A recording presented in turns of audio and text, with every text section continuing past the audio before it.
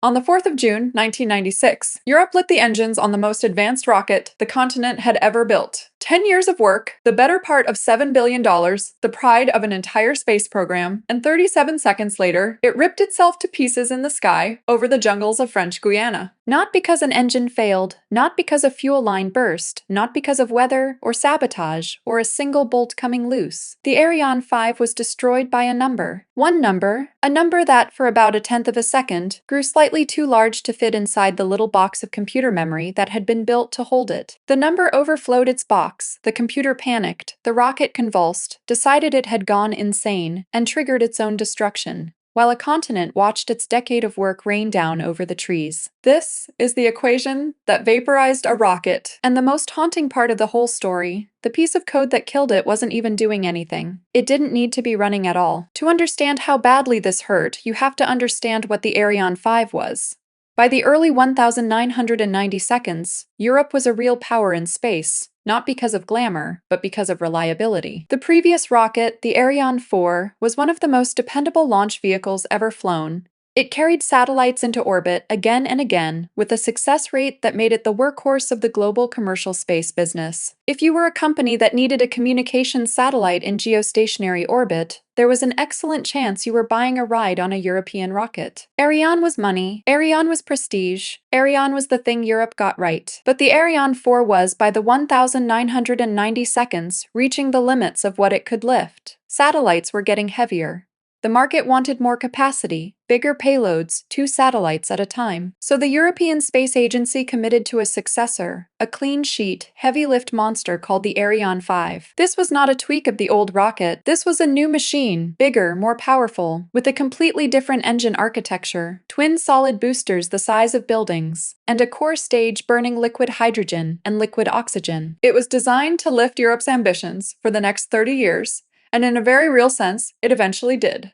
The Ariane 5 went on to become one of the most successful rockets in history. But not on the 4th of June, 1996. On the 4th of June, 1996, it was brand new, and it was about to fail in the most expensive, most embarrassing, and most instructive way imaginable. Here is the detail that matters for everything that follows. Building a brand new rocket is staggeringly expensive. Not just the metal, but the software. The flight computers, the guidance systems, the code that keeps a rocket pointed the right way and flying the right path.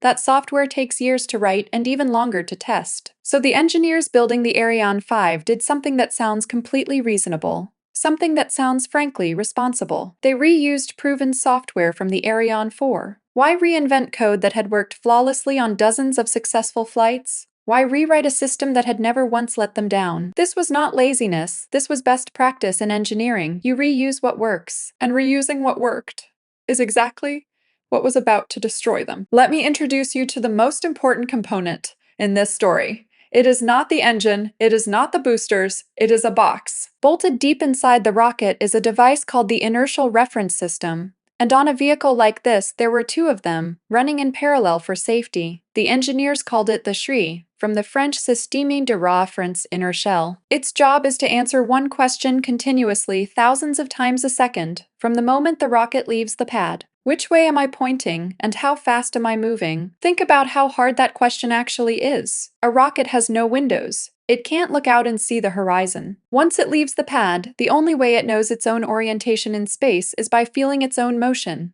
using gyroscopes and accelerometers, devices that sense rotation and acceleration directly. The inertial reference system takes those raw physical sensations. I am tilting this fast, I am accelerating this hard, and it does the math in real time to figure out the rocket's exact attitude, its pitch, its roll, its yaw. It is quite literally the rocket's inner ear, its sense of up and down, its sense of self. And it feeds that information to the main flight computer, which uses it to steer, swiveling the engines, fraction of a degree by fraction of a degree, to keep this enormous explosive needle balanced and flying straight up. Now here is the strange, almost poetic detail at the center of this entire disaster.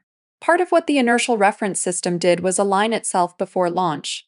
A calibration routine that figured out exactly how the platform was oriented relative to the ground while the rocket was still sitting on the pad. On the old Ariane 4, this alignment process needed to keep running for a little while after the countdown started, in case the launch had to be held and then resumed. It was a convenience, a way to avoid having to restart a long calibration if the count paused. So the software was written to let that alignment function keep operating for roughly 40 seconds into the flight, past liftoff. On the Ariane 4, this was harmless. The rocket was already in the air, the function was just running quietly in the background, finishing a job that no longer mattered, hurting nothing. It was a vestige, a leftover, a piece of code doing busy work after its purpose had ended. And the Ariane 5 inherited it, word for word, line for line. A sleeping function, a loaded gun, left in a drawer that nobody remembered was there. So now we have to talk about the number, because the thing that destroyed this rocket was not a complicated idea. It was almost insultingly simple. To do its math, the inertial reference system was constantly working with values that described the rocket's motion. One of those values, buried inside that leftover alignment function, represented a component of the rocket's horizontal velocity, related to how the vehicle was moving sideways relative to the ground. Inside the computer, that velocity was stored, while it was being computed, as a very precise number, a 64-bit floating point value. 64 bits, that is an enormous amount of room. A 64-bit number can hold values so large they have no practical meaning for a rocket. It is a generous, roomy, almost limitless box. But here is the problem. The flight computer that received this value didn't want a 64-bit number. For this particular variable, it wanted a smaller one, a 16-bit integer. 16 bits, a small box. A signed 16-bit integer can only hold whole numbers from about negative 32,000 to positive 32,000. So somewhere in the code, the software had to take that big, roomy 64-bit value and cram it down, convert it into the small 16-bit box. And most of the time that is totally fine if the number is small enough. If it fits between negative 32,000 and positive 32,000, it slots into the little box without a problem. The conversion is clean. The number arrives. Everyone's happy. But what happens? What happens if the number is too big? What happens if the 64-bit value is larger than 32,000? And you try to stuff it into a box that physically cannot represent anything that large? Then you have what computer scientists call an overflow. The number does not fit. There is nowhere for the extra magnitude to go. And the program, depending on how it was written and what protections it was given, either silently produces garbage, or it does what the Ariane 5 software did. It detects the impossible conversion, throws up its hands, and declares an error. A hard, fatal, I cannot continue error. The box was too small, the number was too big, and the entire chain of consequences that destroyed a $7 billion program flows from exactly that. A value that, for one instant, would not fit inside its box. Now here's the question that makes this story genuinely beautiful in a terrible way. That exact same piece of code had flown on the Ariane 4 dozens of times, flawlessly. The overflow never happened. The box was never overrun. So why, running the identical software, did the Ariane 5 trip the wire that the Ariane 4 never touched? The answer is one of the most elegant and unforgiving lessons in all of engineering. The Ariane 5 was faster. Remember what the doomed number represented, a value related to the rocket's horizontal velocity, how quickly it was building up sideways motion early in flight. The Ariane 5 was a far more powerful machine than the Ariane 4. It accelerated harder, it built up speed more aggressively, and crucially, it pitched and gathered horizontal velocity much more rapidly in the opening seconds of flight. The numbers describing its motion grew larger faster than anything the Ariane 4 had ever produced. The engineers who originally wrote that conversion routine had reasoned, correctly, for the Ariane 4 that the horizontal velocity value would never get large enough to overflow a 16-bit box. They had even done analysis to confirm it. For the Ariane 4's flight profile, the number physically could not get that big. So they had decided it was safe to leave the conversion unprotected. Their assumption was true. It was just true about a different rocket. Think about how cruel and subtle that is. The software had no bug on the Ariane 4. It was correct. It was tested. It was proven. The assumption baked into it, that this number would always stay small, was a valid assumption, verified against the rocket it was written for. Nobody made a mistake in 1985. The mistake, if you can even call it that, was made years later, when that proven, trusted code was lifted whole and dropped into a machine that violated the one quiet assumption it had always depended on. The new rocket flew its real trajectory. The horizontal velocity climbed past 32,000 far sooner and far faster than any Ariane 4 ever had. And around 37 seconds after liftoff, that big 64-bit number finally grew larger than the small 16-bit box could hold. The conversion failed. The overflow fired, and the rocket's inner ear, its sense of self, screamed. And now comes the part that turns a small software error into a catastrophe.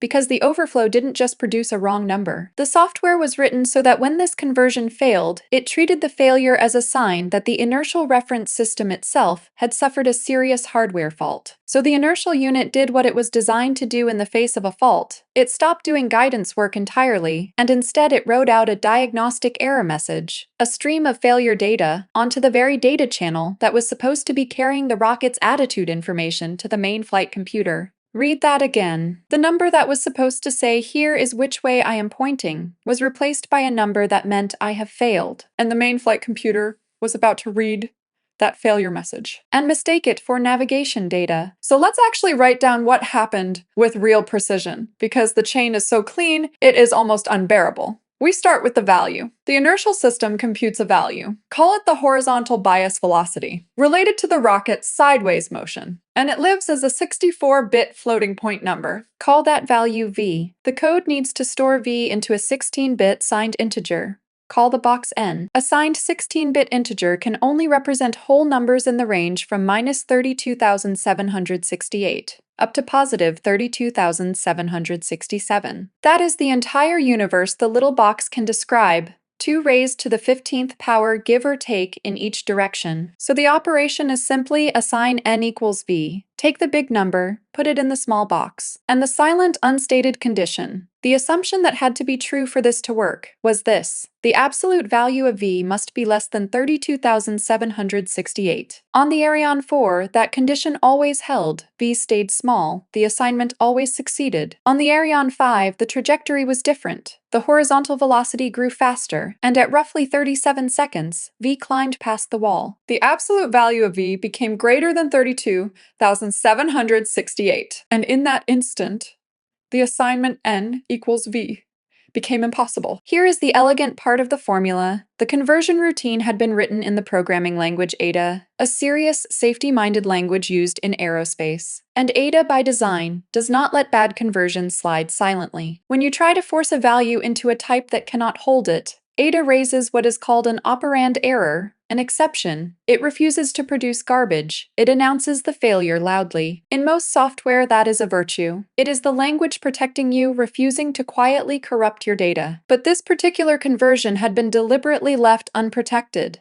The engineers had analyzed it, concluded for the Ariane 4 that overflow was physically impossible, and decided that protecting it was unnecessary and would even waste precious processing time. So when the impossible happened anyway, there was no handler waiting to catch it gracefully. The exception fired. The software had no recovery path. And the entire inertial reference computer, both of them, because they ran the identical code on the identical trajectory, shut down. The rocket lost its inner ear, both ears, at the same instant, over a value that exceeded 32,767. Now watch how fast it falls apart, because from the overflow to total destruction, the entire thing takes about 1 second. At around 37 seconds after liftoff, both inertial reference systems hit the overflow and shut down. First the backup, then a fraction of a second later, the primary, both failing for the exact same reason at the exact same point in the trajectory. This is the cruel cost of perfect redundancy. The whole point of having 2 units was that if one failed, the other would take over. But they were identical machines running identical software on the identical flight path, so they didn't fail independently. They failed together. The backup was no backup at all, because it shared the one assumption that was about to break. 2 units, 1 flaw, 0 protection. So now the main flight computer, the brain that steers the rocket, turns to its inertial system to ask the only question it ever asks: which way am I pointing? And instead of attitude data, it receives that diagnostic failure message, the error data the dying inertial unit wrote onto the channel. But the flight computer doesn't know it is a failure message. It just sees a stream of numbers arriving where navigation data is supposed to be. So it does the most logical, most disastrous thing possible. It interprets the failure data as if it were a real attitude reading. It reads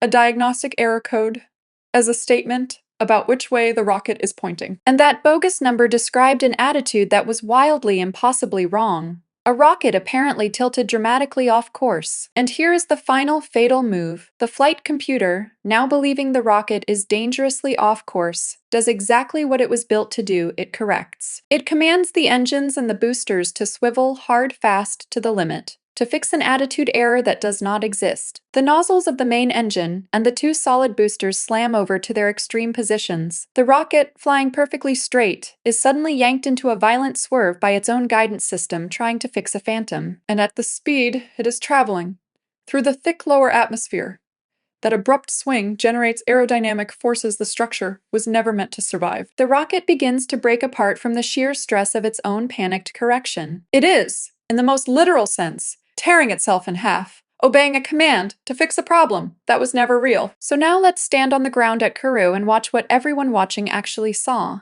The Ariane 5 lifts off at the appointed moment. It rises beautifully. Bright, fast, perfect. For 36 seconds, it is the proudest moment in the history of the European space program. A decade of work climbing flawlessly into a tropical morning. Then just after 37 seconds, the rocket suddenly veers. The nose swings hard. The vehicle traveling at high speed begins to come apart in the air, aerodynamic forces ripping at a structure now pointed the wrong way. As the rocket starts to disintegrate, it triggers the one thing standing between a failing launch and a falling bomb: the self-destruct. Every large rocket carries a flight termination system, explosive charges designed to destroy the vehicle deliberately if it goes out of control so that it cannot crash into a populated area. As the Ariane 5 broke up and tumbled, its safety systems recognized the catastrophic departure from the flight path. The booster and the core stage separated under the stress, the geometry triggered the automatic destruct logic, and the rocket blew itself up. A deliberate, planned act of self-annihilation, the last working system on board doing its job correctly while everything around it failed. 39 seconds after it left the pad, around 4,000 meters up, the most advanced rocket Europe had ever built turned itself into a fireball. And $7 billion of program, the rocket, the 4 scientific satellites it carried, the decade of labor, rained down over the mangrove swamps of French Guiana. Burning fragments fell into the jungle for kilometers. Nobody was hurt, but the dream of a flawless first flight was on fire in the trees. And here's the detail that I cannot get out of my head. The function that started all of this, the alignment routine, the one running the doomed conversion, did not even need to be operating. Remember, it was a leftover from the Ariane 4, kept alive for 40 seconds into flight only to handle a countdown hold and resume scenario that applied to the old rocket's launch procedure. On the Ariane 5, that scenario was irrelevant. The function was serving no purpose whatsoever after liftoff. It was pure vestigial busywork, a piece of code finishing a job that had no meaning on a rocket that was already flying. It contributed nothing to the flight. And it destroyed everything. A sleeping function, doing useless work, calculating a number it didn't need, in a box too small to hold it. Reached up and pulled the most advanced rocket in Europe out of the sky. What happened next is honestly one of the finest pieces of engineering forensics ever conducted.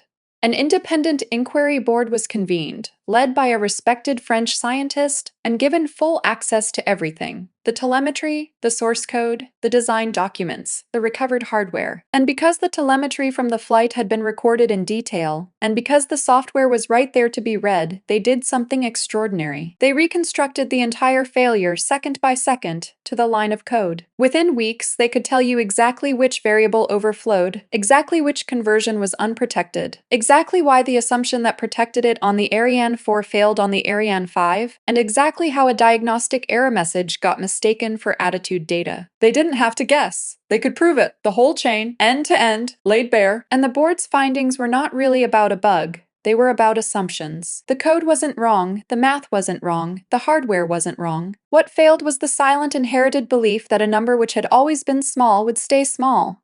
A belief that was true for one rocket and false for another, carried across from the old machine to the new one without ever being re-examined. The board pointed out that the overflow could have been caught a dozen ways: by protecting the conversion, by testing the actual flight software against the actual Ariane 5 trajectory, by not running a useless function past liftoff, by not having both redundant units share the identical fatal flaw. Layer after layer of defense.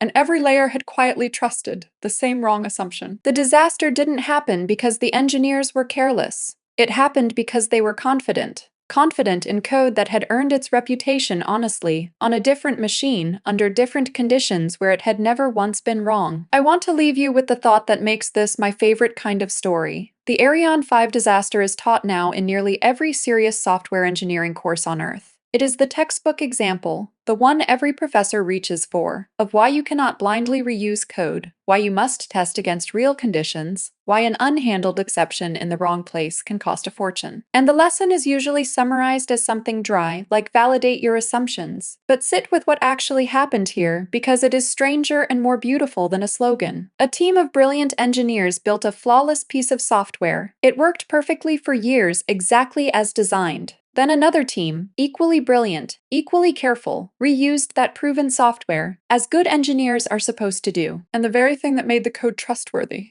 its long, spotless record on the Ariane 4, was exactly what made nobody think to question it on the Ariane 5. The number didn't know it had been moved to a faster rocket. The box didn't know it was now too small. The sleeping function didn't know its job had ended. They all just ran exactly as written, at the speed the new machine flew, and the arithmetic came out larger than the container could hold, and the rocket fell out of the sky. The math of the world does not care about your track record. It does not care that the code was proven. It does not grant you credit for past success. When the rocket flew faster, the number grew bigger, and the box stayed exactly the same size it had always been. Strange equations sometimes wait years, flying quietly, harmlessly, in a sleeping line of inherited code, for the one machine fast enough to finally make them overflow. And then they run right on schedule, in 37 seconds. If you enjoyed this one, the Ariane 5 went on to fly for more than 25 years and became one of the most reliable heavy-lift rockets ever built. It even launched the James Webb Space Telescope, so perfectly it added years to the telescope's life. That redemption is a story for another day. Strange Equations is here for the math behind the moments that nobody at the time was calculating. If that is your kind of channel, subscribe. Thank you for watching.